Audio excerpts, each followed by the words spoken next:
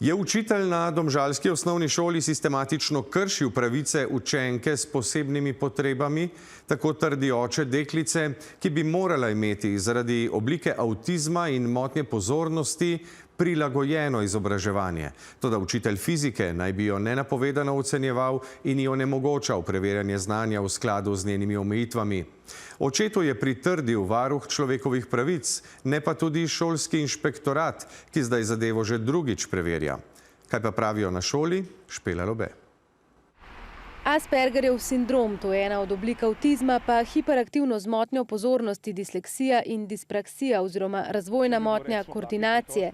To je seznam diagnoz hčerke našega sogovornika. Ima odločbo Zavoda za šolstvo od leta 2021, ki je pač kot otroku s posebnim potrebam prinaša določene pravice do prilagoditev. Poleg dodatne strokovne pomoči je to še, tako priporočila iz odločbe, način preverjanja znanja, ki da naj bo napovedano, po možnosti izven razreda in kjer je le možno ustno.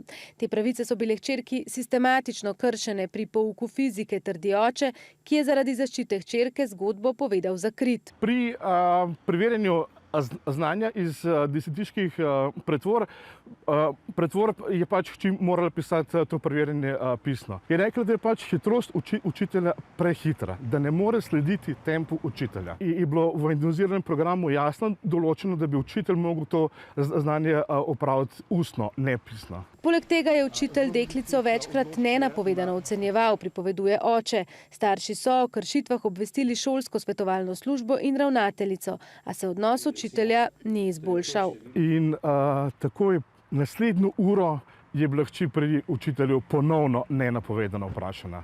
Ravnateljico smo takoj obvestili o kršitvi, ampak za razliko od svetovalne službe ravnateljica ni niti odgovorila. Zato so se obrnili še na šolski inšpektorat, ki pa sprva ni ugotovil kršitev. Ravnateljica pred kamero ni želela, je pa pisno odgovorila, da navedbe očeta o kršitvi pravic otroka ne držijo, da je prijavo obravnaval inšpektorat, ki kršitev ni ugotovil, da je bila zadeva zaključena že lansko šolsko leto in da je deklica uspešno končala osnovno šolo. Tudi z inšpektorata smo dobili le pisni odgovor, da v omenjenem primeru poteka ponovni inšpekcijski nadzor, do zaključka pa ne morejo podati nobene informacije.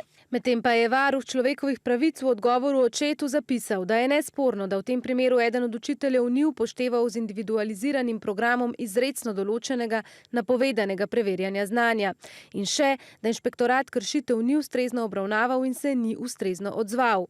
Pri varuhu sicer konkretnega primera ne komentirajo, pravijo pa, da letno obravnavajo več 10 primerov, ko šola ne spoštuje šolskih odločb. Zato smo mi dolžni opozoriti organe pristojne oblasti, da seveda ravnajo skladno s temi odločbami, ki so tudi pravno zavezujoče. In ki otrokom s posebnimi potrebami omogočajo enakovredne možnosti izobraževanja. Med čakanjem na izsledke ponovnega inšpekcijskega nadzora pa oče osnovni šoli Domžale napoveduje tožbo.